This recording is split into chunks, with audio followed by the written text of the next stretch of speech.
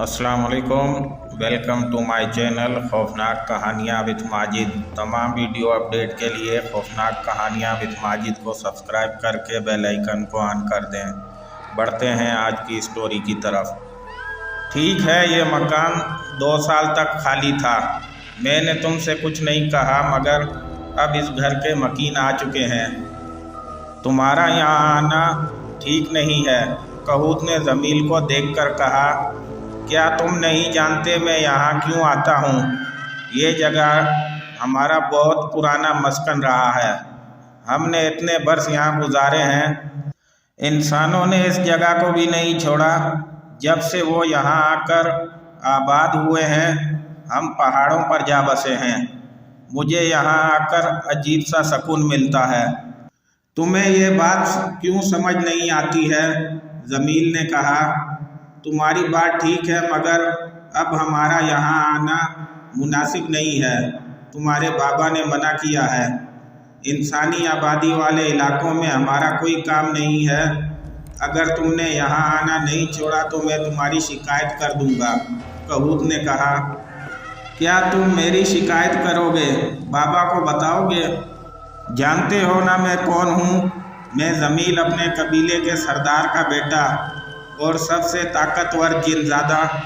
तुम मुझे डराने की कोशिश कर रहे हो। जमील गुस्से से खड़े होते हुए बोला। ये बात अगर किसी और ने कही होती तो अब तक मैं उसकी गर्दन मरोड़ चुका होता। तुम मेरे साथी हो, मेरे दोस्त हो, मेरे रास्ते की रुकावट मत बनो, समझे? तुम्हें ये कहते हुए जमील की आंखों से शोले निकल रहे थे। इससे पहले कि जमील कहूत को कुछ और कहता, फिजा में किसी की हंसी गूंजी। उसने अपने पीछे मुड़कर देखा। उसकी हंसी की आवाज़ जैसे सुर बखेर रही थी। वो बेहद हसीन थी। सुर्ख व सफ़ेद रंगत, पुष्ट पर बिखरे हुए स्याह बाल जो हवा से उड़ उड़कर बार बार उसके चेहरे को छू रहे थे। होंठ के नीचे स्याह तिल और बाएं गाल पर पड़ता हुआ डिम्पल जो बहुत ज़्यादा मुस्कुराने पर नुमाया होता था। जमील ने उसको देखा तो बस देखता ही रह गया। क्या कोई इंसान इतना भी खूबसूरत हो सकता है? क्या देख रहे हो? कहूत ने जमील के कंधे पर हाथ रखते हुए कहा। कहूत, ये इंसान इतने खुशकिस्मत हैं। देखो तो कोई इतना भी खूबसूरत हो सकता है, यूं जैसे कायनात के सभी रंग किसी चेहरे पर सज गए हों। जमील ने उस लड़की को देखते हुए कहा। हाँ, इसमें तो कोई शक नहीं कि ये बहुत खूबसूरत है, मगर यह इंसान हमारे जैसे ताकतवर नहीं है। हम खूबसूरत से खूबसूरत इंसान का रूप धार सकते हैं, ये हमारा मुकाबला नहीं कर सकते, कहूत ने कहा। हाँ, यह सच है कि हम कोई भी रूप धार सकते हैं, मगर हम बहुत देर तक उस रूप में नहीं रह सकते। हम आग से बने हैं, यही बात हमारी पहचान है। आग जो सब कुछ जलाकर राख कर देती है, यही हमारी हकीकत है। मगर इंसानों की हकीकत क्या है? ये सच तुम्हारे सामने है। ये कहकर जमील उस लड़की की तरफ चल पड़ा। तुम क्या करने जा रहे हो जमील? रुको, ये ठीक नहीं है, कहूत ने जमील को उस लड़की की तरफ जाते हुए देखकर कहा। तुम वापस जाओ और खबरदार मेरे रास्ते में आए। मैं पहले ही तुम्हारी बहुत बकवास सुन चुका हूँ। जमील पीछे मुड़कर कहर भरे अंदाज में बोला। कहूत जहाँ था वहीं पर खड़ा रहा। वो जानता था कि वो जमील को नहीं रोक सकता, क्योंकि जमील को रोकना अपनी मौत को दावत देने के बराबर था। वो वही करता था जो उसका दिल चाहता था। इसलिए कहूत अब चुपचाप उसे जाते देख रहा था। वो हाइफा थी जो आशू के कहने पर छत पर आ गई थी, और अब आशू की किसी बात पर वो हंस रही थी। तौबा है आशू, तुम मुझे इतना हंसा रही हो। देखो तो हंस हंस कर मेरी आंखों में पानी आ गया है। हाइफा आशू की किसी बात पर खिलखिलाकर हंस रही थी। आंखें साफ करते हुए बोली। भाई, सुबह से मेरी आप भी उदास थी, सोचा ज़रा इनको हंसा ही लूँ। आप हंसते हुए कितनी प्यारी लग रही हैं। और देखें छत पर मौसम कितना अच्छा है, आपका मूड भी फ्रेश हो गया है। आशू ने आसमान की तरफ देखते हुए कहा। तेज़ हवा के झोंके से हाइफा के बाल उड़कर उसके चेहरे पर आ गए। जमील उस वक्त बिल्कुल उसके सामने था। उसने हाथ बढ़ाकर हाइफा के चेहरे से बाल पीछे करने चाहे, इससे पहले ही हाइफा 2 कदम पीछे हट गई। हाइफा को यूं लगा जैसे कोई उसके आसपास है। उसने घबराकर इर्द गिर्द देखा मगर वहाँ कोई नहीं था। चलो आशू, नीचे चलते हैं, वैसे भी बाबा को कॉल करें, कितना वक्त हो गया है, हाइफा ने अपनी घबराहट छुपाते हुए कहा। तभी जमील ने स्याह परिंदे का रूप धारा और छत की दीवार पर बैठ गया। हाँ, अभी चलते हैं। तभी आशू की नज़र उस स्याह परिंदे पर पड़ी। आप ही देखें कितना प्यारा परिंदा है, मैं इसको पिंजरे में कैद कर लूँ, आशू ने हाइफा को आवाज़ देकर कहा। हाइफा ने दीवार पर बैठे हुए उस परिंदे को देखा तो एक लम्हे के लिए अपनी जगह से हिल ना सकी। ये वही रात वाला स्याह परिंदा था जो उसकी तरफ ही देख रहा था। चलो आशू, हम नीचे चलते हैं और परिंदों को कैद नहीं करते। हाइफा ने जल्दी से आशू का हाथ पकड़ते हुए उसे नीचे ले जाते हुए कहा। तभी स्याह परिंदा दीवार से उड़ा और हाइफा के सर के ऊपर से गुजर गया। चलो, बाबा बुला रहे हैं, कोई अहम काम होगा। जमील उड़ते हुए कबूतर के पास आया और कहा। यह कहते ही दोनों परिंदों ने मशरिक की तरफ उड़ान भरी। तब ही सीढ़ियाँ उतरती हाइफा ने आसमान पर स्याह परिंदे को जाते हुए देखा। इससे पहले कि हाइफा मजीद उस स्याह परिंदे के बारे में सोचती, शेख कमाल और जुबैदा बेगम घर में दाखिल हुए। बाबा, कितनी देर लगा दी आप लोगों ने, कहाँ रह गए थे, हाइफा ने सलाम करते हुए पूछा। हाँ बेटा, कुछ देर हो गई, मैं असर की नमाज पढ़ लूँ फिर बात करते हैं। ये कहते हुए शेख कमाल अपने कमरे में चले गए। क्या हुआ अम्मी, बाबा कुछ परेशान लग रहे हैं, सब ठीक तो है, हाइफा ने पूछा। हाँ, बस वो खावर भाई की अम्मी की तबीयत ठीक नहीं है, उन्हीं की वजह से परेशान हैं। हालांकि डॉक्टर ने कहा है कोई परेशानी वाली बात नहीं है। और तुम दोनों मेरी बात सुनो, तुम्हारे पास शादी पर जाने के लिए कपड़े हैं ना? वो जो हैदर की शादी पर जोड़े बनवाए थे, मेरा ख्याल है वही ठीक रहेंगे, जुबैदा बेगम ने खुद ही जवाब देते हुए कहा। अम्मी, किसकी शादी है? आप तो अभी खावर अंकल की अम्मी के बारे में बात कर रही थी, आशू ने पूछा। बेटा, खावर भाई की अम्मी की ख्वाहिश है कि उनके पोते की शादी उनकी ज़िंदगी में ही कर दें। वो अपने पोते की खुशी देखना चाहती हैं, इसलिए खावर भाई की बेटी का कल निकाह है। उनके बड़े भाई के बेटे से निकाह तो सादगी से कर रहे हैं, मगर रुखसती बाद में धूमधाम से करेंगे। वैसे भी लड़की ने घर के एक हिस्से से रुखसत होकर दूसरे हिस्से में ही तो जाना है, हमें भी बुलाया है।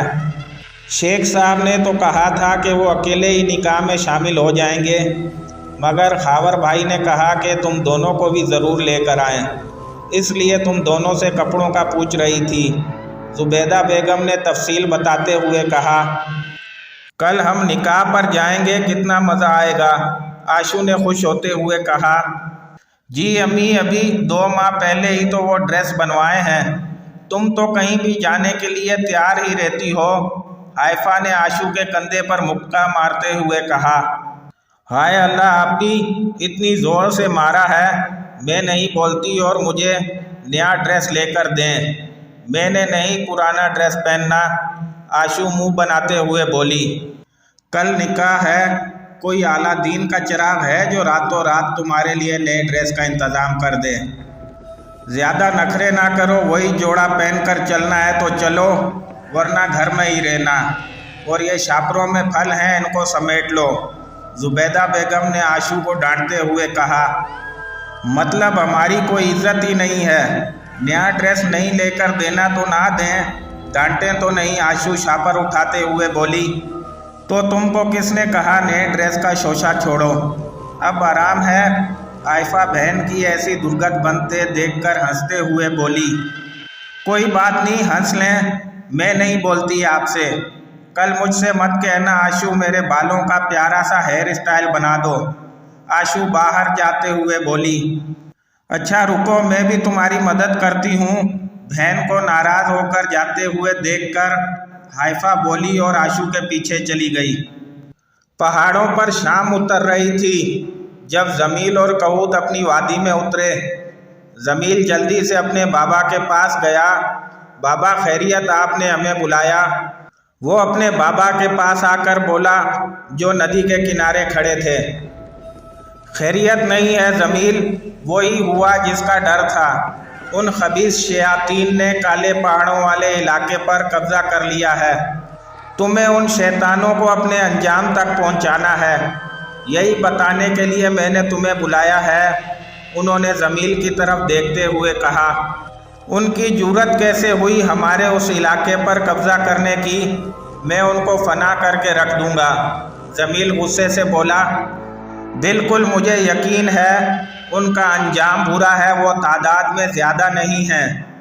तुम और कहूत मिलकर उनका खात्मा कर दोगे, बल्कि कुछ और साथियों को भी साथ ले जाओ। उन्होंने कहा, नहीं बाबा, उनके लिए जमील ही काफ़ी है जो कहर बनकर उन पर टूटेगा। ये कहते हुए उसके जिस्म से आग की चिंगारियां निकल रही थी। जानता हूँ बेटा, तुम 100 पर अकेले ही भारी हो, मगर कहूत का साथ जाना ज़रूरी है।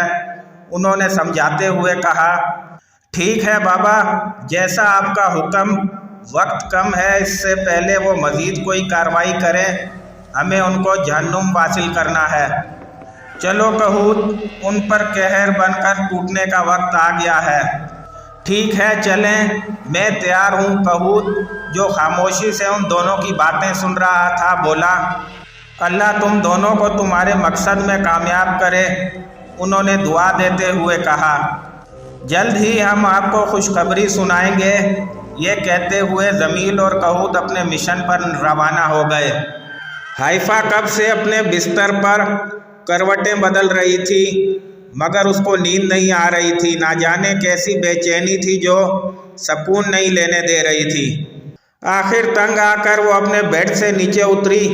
उठकर उसने घड़ी में वक्त देखा, रात का 1 बज रहा था।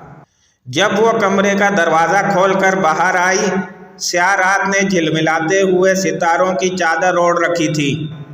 वो धीरे धीरे चलते हुए फुआरे के किनारे बैठ गई और स्याह आसमान को देखने लगी। उसने अपने चारों अतराफ का जायज़ा लिया, मगर आज उसे कहीं भी वो स्याह परिंदा नज़र नहीं आया। शायद वो लाशऊरी तौर पर उस स्याह परिंदे की मुंतज़िर थी। तभी उसने अपनी मुट्ठी में बंद सुनहरी पर को फुआरे के पानी में डाला। सुनहरी पर को पानी में डालते ही बहुत से छोटे छोटे से जुगनू पानी में चमकने लगे। हाइफा महूसी होकर ये मंजर देखने लगी। तभी उसको अपने पीछे किसी के कदमों की आवाज़ आई।